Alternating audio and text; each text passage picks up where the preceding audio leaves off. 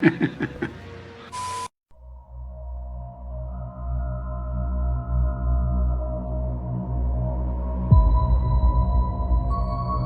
isso veio da China e de outros países, inclusive o Irã. Você vê que o Biden já prometeu que a primeira coisa que ele vai fazer, se ele assumir, é restabelecer as negociações com o Irã. Quer dizer, voltar a dar dinheiro para o Irã fazer bomba atômica. É claro que esses camaradas são inimigos da América, né? São globalistas, são a favor do governo global. E os grandes obstáculos ao governo global são dois: Estados Unidos e Israel. Tem que tirar os dois do caminho para implantar o governo global. Agora, negar a existência do plano de governo global é uma coisa absurda.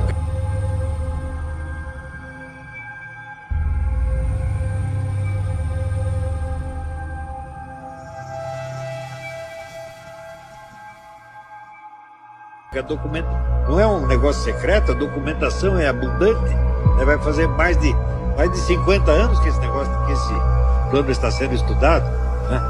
É estudado e já tentaram várias vezes, né? Não tem como negar isso aí. Então, o que está havendo ali é uma luta entre o povo americano e eles.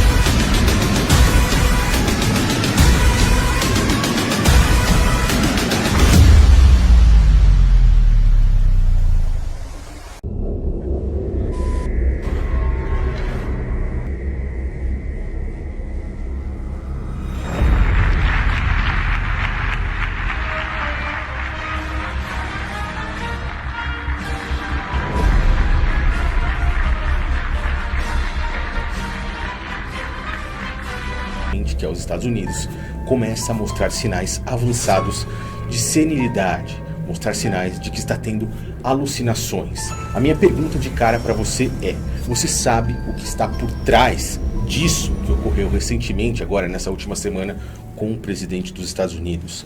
Sabe quais são os passos que as próprias instituições, como a maçonaria, por exemplo, que está ali controlando as marionetes de Joe Biden,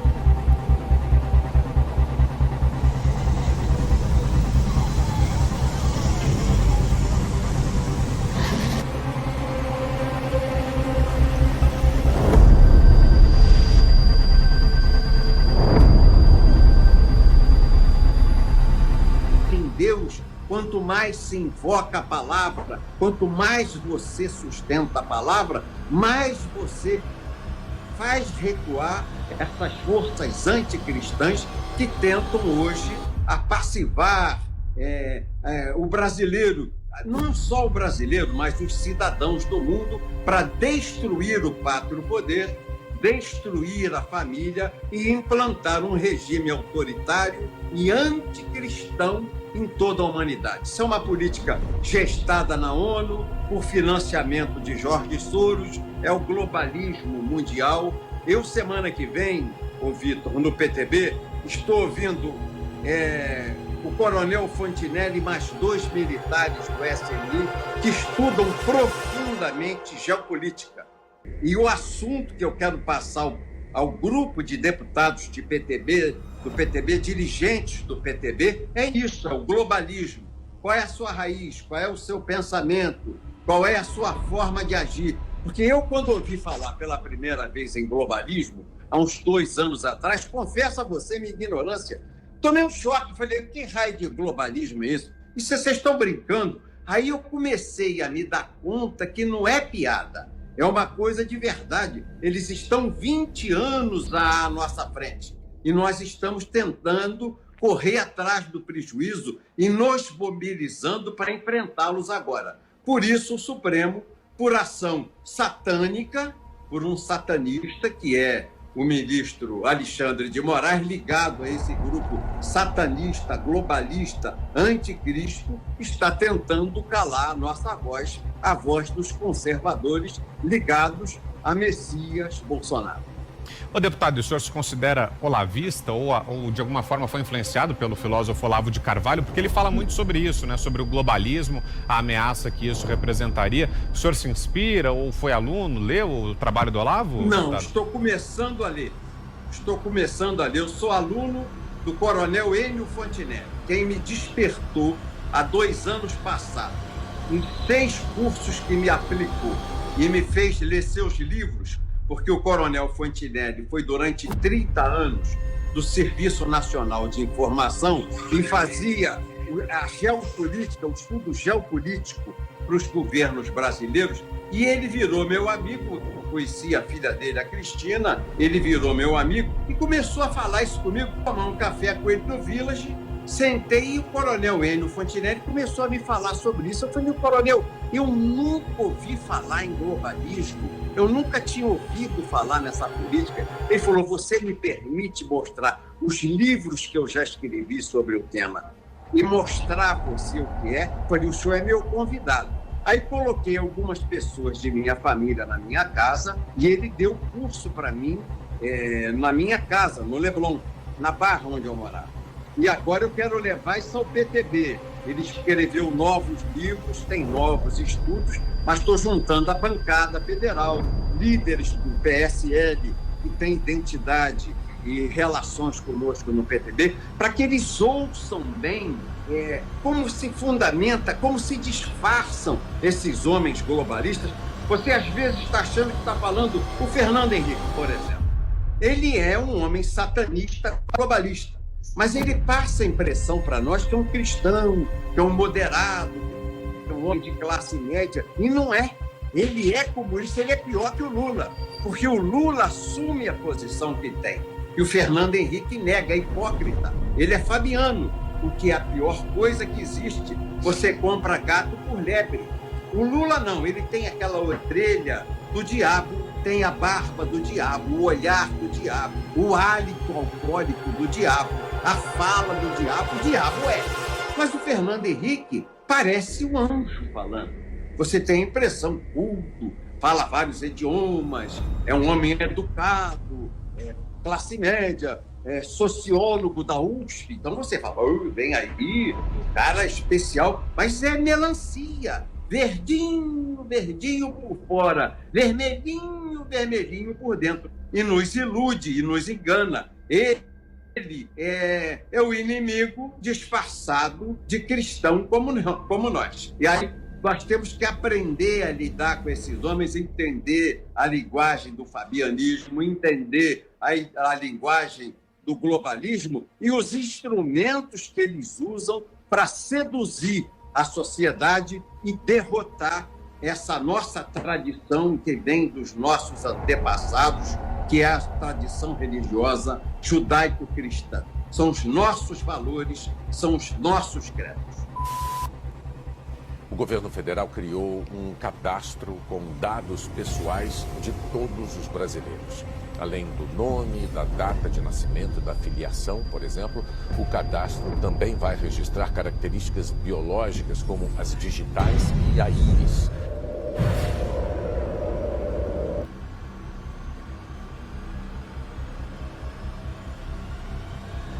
O olho lá no topo, né? O olho de Gadu, o olho que tudo vê, ou o olho de Horus, ou o triângulo com o olho lá em cima, né? Illuminati.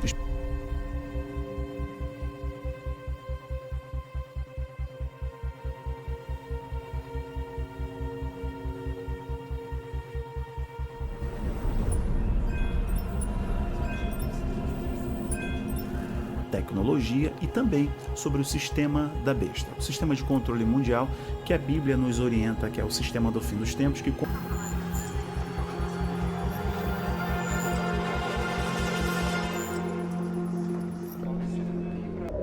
De acordo com o decreto publicado hoje no Diário Oficial, órgãos do governo vão poder compartilhar os dados. Um comitê de 7 integrantes do governo vai gerenciar o acesso ao cadastro. A criação do primeiro bairro inteligente do país promete levar mais segurança à população de Foz do Iguaçu. Ação prevista de 36 meses, o projeto busca soluções de mobilidade urbana e segurança. Serão instalados semáforos, pontos de ônibus e estacionamentos inteligentes.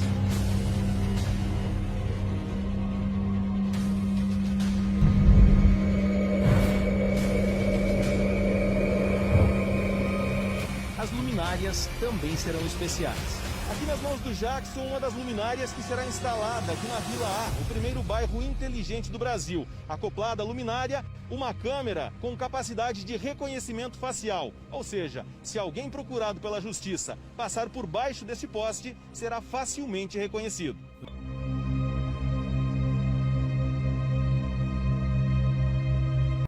Será de 10 milhões de reais divididos entre a Itaipu Binacional e a Agência Brasileira de Desenvolvimento Industrial. Outras etapas ainda estão por vir, mas melhorando a segurança, ao que tudo indica, a população aprova. A gente se sente mais seguro, né? Andar à noite, a gente fica mais tranquilo, mais seguro, sabendo que se acontecer alguma coisa, tem as câmeras filmando, né?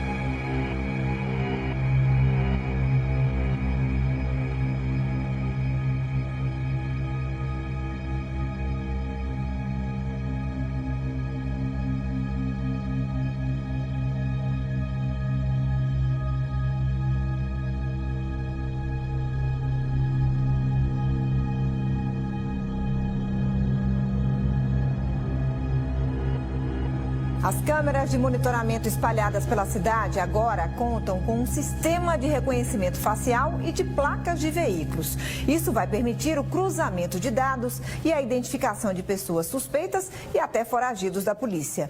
O novo sistema foi apresentado hoje pela Secretaria de Segurança Pública do Estado. Uma câmera da polícia flagra um suspeito dentro da rodoviária de Salvador. A partir do reconhecimento facial feito pelo novo sistema, é descoberto que ele é um fugitivo. Policiais são acionados e minutos depois conduzem um homem. Esta foi uma simulação, mas a partir de agora, ações parecidas serão mais comuns. Hoje foi apresentado o projeto Videopoliciamento, mais inteligência na segurança, que já está funcionando na capital baiana e nos próximos meses será instalado em outras cidades do estado. Com o novo sistema, a polícia baiana poderá fazer o reconhecimento facial de pessoas e também de placas de carro que sejam procuradas e estejam no sistema do banco de dados. Atualmente, mais de 900 câmeras de vigilância estão instaladas em todo o estado, 700 só em Salvador. Com a criação do novo sistema, mais 310 passarão a funcionar. Todos os equipamentos vão fornecer imagens para a Central de Inteligência da Polícia. O sistema fará o cruzamento dos dados e, se algo for encontrado, um alerta será emitido e enviado para os policiais mais próximos. Com essa tecnologia, os alertas eles poderão chegar em tempo real para que o policial tome conhecimento aqui no centro e possa fazer o despacho da viatura para atender determinada ocorrência. E isso vai otimizar e tornar o trabalho policial mais eficiente. Para garantir que a resposta dos policiais aos alertas seja feita da forma mais rápida possível, os agentes estão recebendo treinamentos específicos.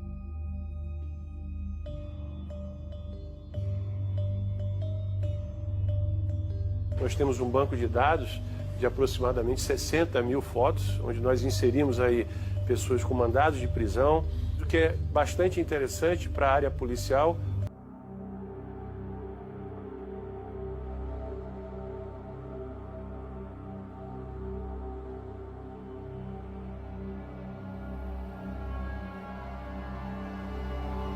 É a obtenção de inteligências através das imagens para uma intervenção futura.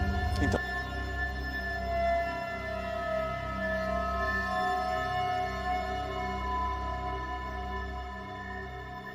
mesmo que não haja um mandado de prisão, você já consegue identificar mais ou menos o caminho que esse suspeito vem fazendo ao longo do tempo. Que o suspeito costuma fazer, como também os veículos que estão sendo utilizados pela prática do crime.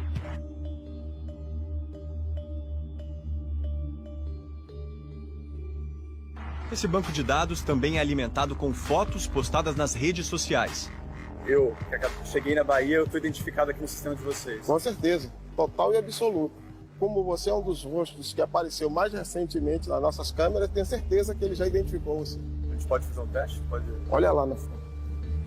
Então vocês pegaram imagens minhas das redes sociais e ali sou eu no prédio da Secretaria de Segurança Pública.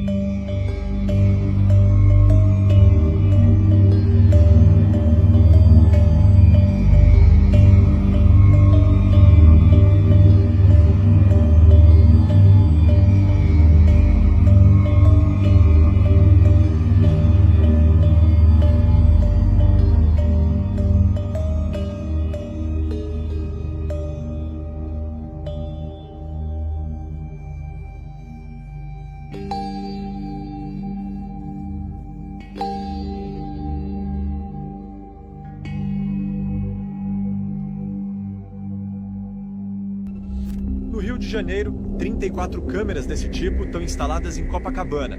O sistema começou a funcionar há 10 dias e nessa primeira fase de testes, que termina amanhã, 6 pessoas já foram detidas. Inclusive hoje, teve a prisão desse cara aí. Ele dá aquela espreguiçada, tá tranquilo, e nem imagina que vai ser preso logo em seguida. Temos certeza, temos convicção que esse projeto aplicado em larga escala será uma grande ferramenta para a redução da criminalidade.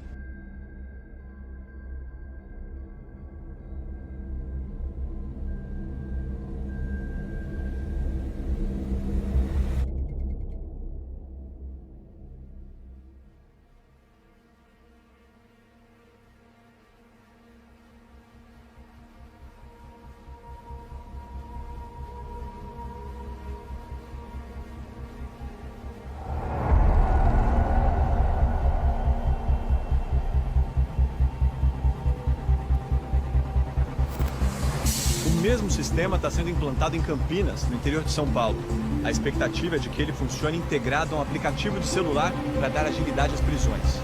Esses aplicativos, eles vão possibilitar que toque um alarme na central de monitoramento a hora que a pessoa procurada for reconhecida, ou também que toque um alarme no celular do guarda municipal ou de um policial qualquer, né, que esteja próximo daquele local onde a câmera está reconhecendo a pessoa.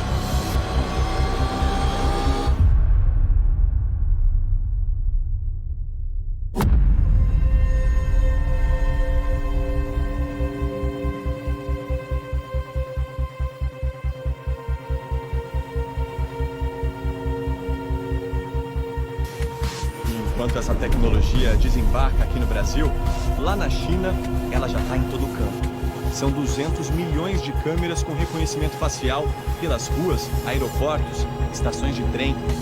A repórter Sônia Bride encontrou várias delas na série Jornada da Vida. No ano passado, a polícia chinesa identificou um homem foragido durante um show com 60 mil pessoas. O sistema reconheceu a imagem dele em menos de 0,001 segundo.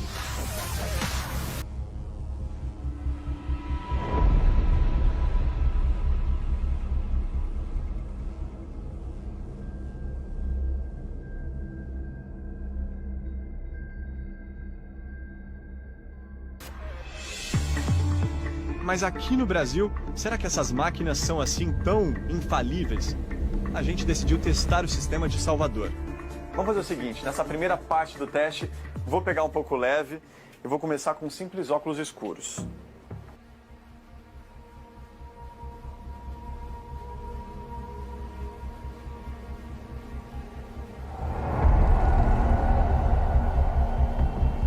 Voltamos até o aeroporto. E mesmo cobrindo os olhos, que são essenciais para a leitura do sistema, ele me identificou. E nessa segunda tentativa...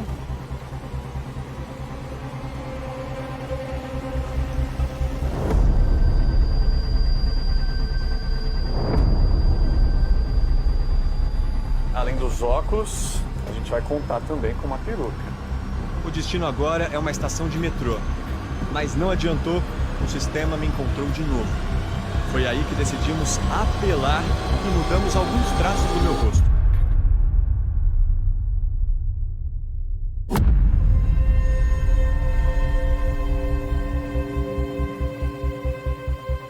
A gente definiu o queixo, que você não tem esse queixo tão marcado, tão dividido no meio.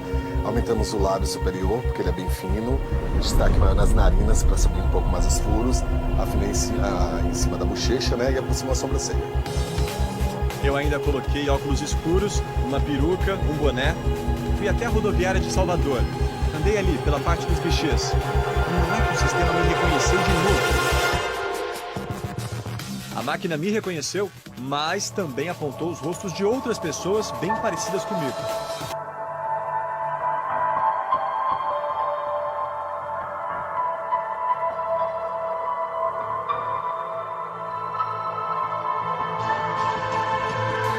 Alguns casos de faces que foram pegas pelo sistema e deu como se tivesse a confirmação e na verdade não se confirmou, mas foi um erro do sistema. Está dentro do limite aceitável de erro do sistema. Por isso os especialistas alertam. Essa tecnologia de reconhecimento facial, pelo menos hoje, não é para ser usada sozinha.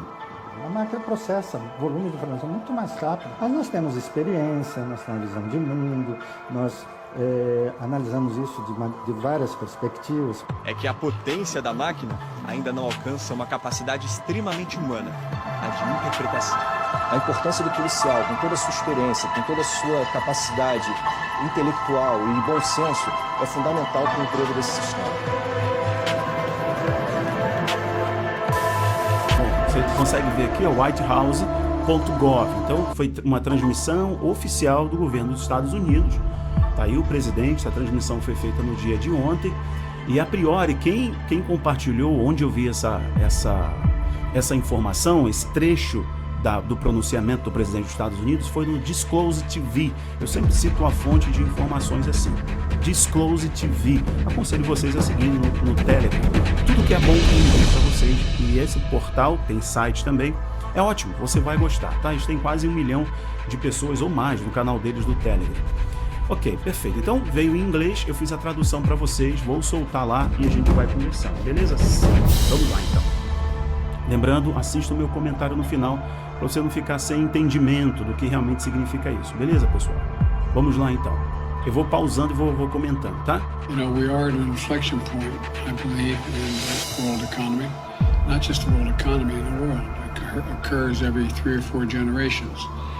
Bom, ele está citando coisas importantes que acontecem de 3 ou 4 gerações, os ciclos. Isso está nos livros, nas análises dos historiadores, geógrafos, etc. Nas mudanças, nos ciclos de mudança da sociedade. Lembra que eu comento para vocês sobre os ciclos? Eles começam ali, nesse trecho, nesse corte, falando sobre a economia. Eu acredito na economia global. Por quê? Nós estamos vendo, eu falei para vocês, a guerra entre Rússia e Ucrânia tem a ver com um grande reset. A mudança do mundo como nós conhecemos pelo viés econômico, Fórum Econômico Mundial. Klaus Schwab tem destacado isso daí. Então o presidente dos Estados Unidos começa falando sobre acredito na economia, eu acredito no mundo, porque o mundo que nós conhecíamos está mudando, tá? Vamos lá. As one of the top military people said to me in a secure meeting the other day, 60 million people died between 1900 and 1946. And since then we established a liberal world order. Então o que ele está falando entre as guerras, no período de guerras, 1919 e 46, ele está citando as duas grandes guerras mundiais, a ordem foi estabelecida, a ordem liberal foi estabelecida. O que ele está apresentando? A ordem que se tem hoje no mundo, a hegemonia mundial, e aí todo mundo precisa entender isso, ele está falando do ponto de vista político, ideológico, econômico, tecnológico. A ordem, muitos podem usar a nova ordem mundial só no aspecto da geopolítica, só, crua, simples, né? Mas vem a reboque, ideologia, tecnologia, padrão cultural, tá? Então isso vem junto. E ele está falando, olha, conversando aqui com os militares dos Estados Unidos, uma reunião de segurança, uma reunião de alta cúpula, e uma liderança militar me falou que entre 19 e 46 estamos falando de uma mudança mundial tão grande, de um número de 60 milhões de pessoas no mundo, né, se foram. Isso é um número muito grande, significativo, para estabelecer a ordem liberal. Está falando dos Estados Unidos no topo da ordem mundial. Por isso que o que está acontecendo agora entre Rússia e Ucrânia, repito, é sobre uma outra ordem de poder no mundo, que já foi falado há muito tempo. Continuando então, vamos lá. That hadn't happened in a long while. A lot of people dying, but nowhere near the chaos. And now's the time when things are shifting. There's going to be a new world order out there. And we've got to lead it. And we've got to unite the rest of the free world in doing it. So anyway. Contra a aprovação da Lei de Segurança Global, projeto aprovado pela Assembleia Nacional Francesa, que tem como objetivo, segundo os manifestantes, restringir a divulgação de imagens de policiais em ações. Milhares de pessoas tomaram as ruas de Paris e voltaram a criticar o projeto apresentado pelo presidente Emmanuel Macron e aprovado na Assembleia Nacional há 2 semanas. As mudanças na legislação de segurança pública fazem parte do esforço de Macron. Este projeto ainda precisa passar pelo Senado francês. E a expectativa de que a votação aconteça agora no mês de janeiro. O projeto é um projeto amplo de lei de segurança global. As críticas estão concentradas, como eu disse, em determinados aspectos do projeto de lei, que enquadram a divulgação de imagens da polícia, o uso de drones e imagens das forças de segurança feitas por cidadãos com seus telefones celulares. Essas imagens podem ser criminalizadas e as pessoas podem ser presas por até 1 ano e pagarem multas que podem chegar a um valor equivalente a algo parecido com R$250 mil, dependendo do valor do euro. Por isso é que as pessoas estão protestando.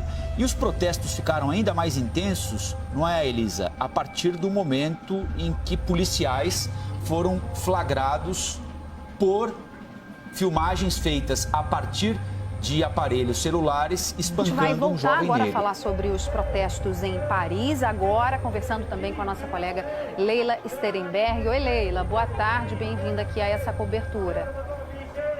Boa tarde, Lilian. É o seguinte, né? Mais um sábado de manifestação, sobretudo o motivo, como vocês já explicaram, é essa lei de segurança global. E de que maneira essa nova lei é vista, professora? É justamente um país que defende tanto a liberdade para outros países.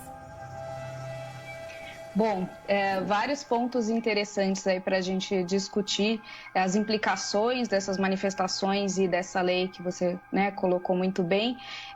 Só para a gente contextualizar um pouco, né, essa é uma lei que foi lançada, foi apresentada ao Congresso francês, ao Parlamento francês no início de novembro, com uma lei de segurança global, que eles chamam, né, e é uma lei que contém 32 artigos. O que está sendo bem polêmico aí são, na verdade, tem um artigo que é muito importante, que é o que a gente tem visto ganhar destaque, principalmente sendo o propulsor aí de tantos protestos, que é o artigo 24 dessa lei, mas também tem um outro importante que vale a gente mencionar hoje aqui, que é o 22. Vamos voltar para esse 24, então, que a gente vai ver cobrir bastante aí na imprensa, né, e tem sido o elemento que ocasionou esses protestos e tem ocasionado já há algumas semanas uma onda de protestos pela França toda. O que esse artigo coloca? Como vocês resumiu muito bem, ele proíbe a filmagem de policiais em ação, né, por parte da imprensa ou também de civis. Então,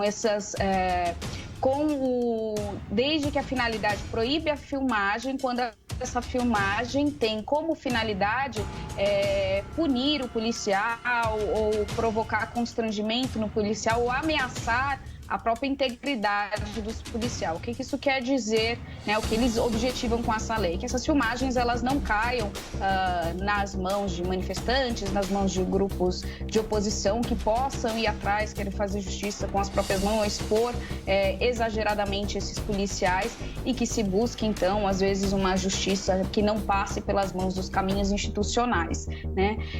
Esse é o pretexto que se usa para se justificar e se defender esse artigo 24 dentro dessa lei de segurança global.